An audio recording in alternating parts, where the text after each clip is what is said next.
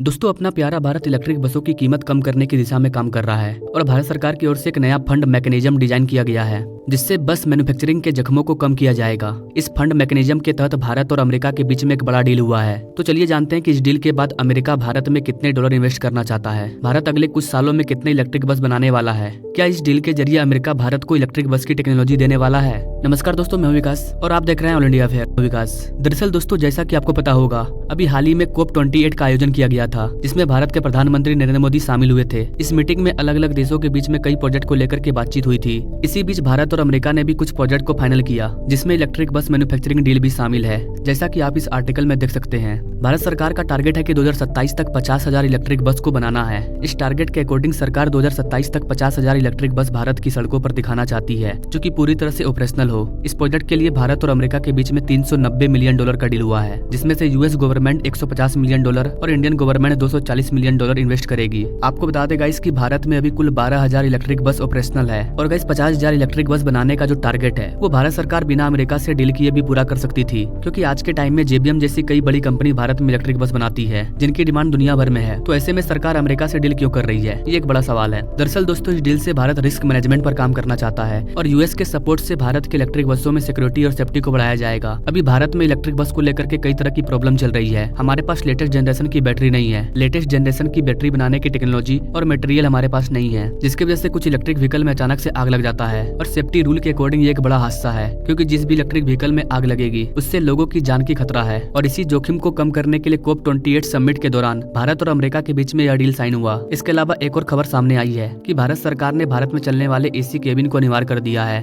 इसे लेकर सड़क परिवहन और राजमार्ग मंत्रालय की ओर से नोटिफिकेशन भी जारी किया गया है, जिसके अकॉर्डिंग 1 अक्टूबर 2025 या उसके बाद बनने वाले N2 और N3 कैटेगरी के व्हीकल के केबिन में एयर कंडीशन सिस्टम कंपलसरी होगा। अब इलेक्ट्रिक व्हीकल के स्टॉक की बात करें तो अभी भारत के EV स्टॉक में उछाल देखने को मिला है, क्योंकि भारतीय company Olectra green tech limited को 62.8 करोड़ रुपए का ऑर्डर मिला है, जिससे कुल 40 इलेक्ट्रिक बसों का निर्माण किया जाएगा और अगले 7 महीनों में इसकी डिलीवरी भी कर दी जाएगी। अभी ओलेक्ट्रा कंपनी मुख्य रूप से इलेक्ट्रिक बस और पॉलीमर इंसुलेटर के निर्माण में लगी हुई है। यह भारत के एयर कंडीशन इलेक्ट्रिक बस के 7 मीटर, 9 मीटर और 12 मीटर मॉडल का निर्माण तैयार करती है। हैदराबाद में इस कंपनी की मैन्युफैक्चरिंग फैसिलिटी है, जिसकी कैपेसिटी पर ईयर 1500 है और नवंबर 2023 तक इस कंपनी के पास कुल 8,209 इलेक्ट्रिक बस का ऑर्डर मौजूद है। अब आप सोच रहे होंगे कि ये कंपनी सिर्फ साल में 1500 बस बनाती है और इसे 8,000 से ज्यादा बस का ऑर्डर मिला है। ऐसे में इस ऑर्डर को कैसे पूरा किया जाएगा? इसे तो पूरा करने में लगभग 6 साल का समय लग जाएगा। लेकिन आपको बता दें गाइस कि ऐसा नहीं होगा, क्योंकि ओलेक्ट्रा ग्रीनटेक एक नया प्लांट सेटअप कर रहा है जिसमें हर साल लगभग 5,000 इलेक्ट्रिक बस बनाया जा सकेगा।